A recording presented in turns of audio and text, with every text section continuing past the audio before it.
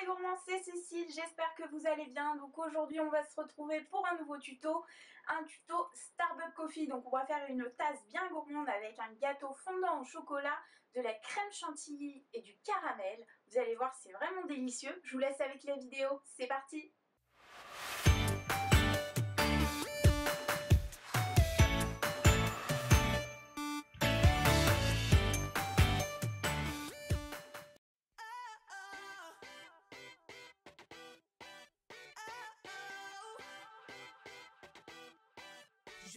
On va commencer par un gâteau au chocolat. Donc vous avez besoin de 200 g de chocolat, 150 g de beurre, 150 g de sucre, 50 g de farine et 3 œufs. Donc on commence par faire fondre le beurre et le chocolat au micro-ondes. Puis à côté, on mélange l'œuf et le sucre. Ensuite, on va verser le chocolat fondu avec le beurre dans cette préparation et mélanger. On ajoute ensuite la farine. Et on mélange bien.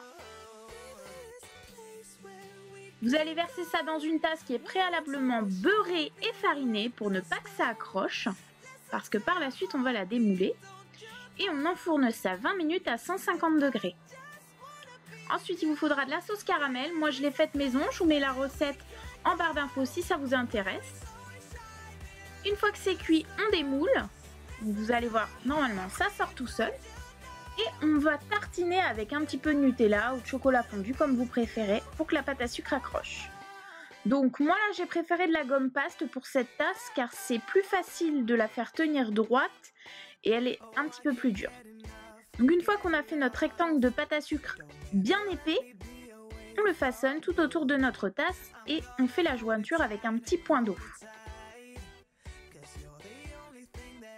Ensuite, on va fabriquer la anse de notre tasse. Donc pour ça, vous faites un boudin de pâte à sucre que vous allez façonner.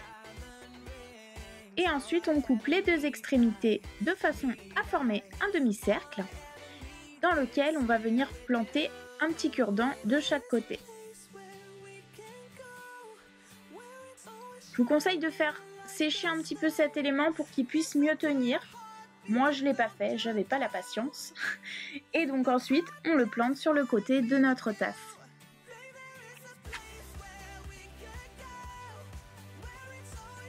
Ensuite pour quelque chose d'encore plus gourmand, j'ai décidé de faire une chantilly. Donc c'est pas obligatoire mais franchement ça en vaut le coup.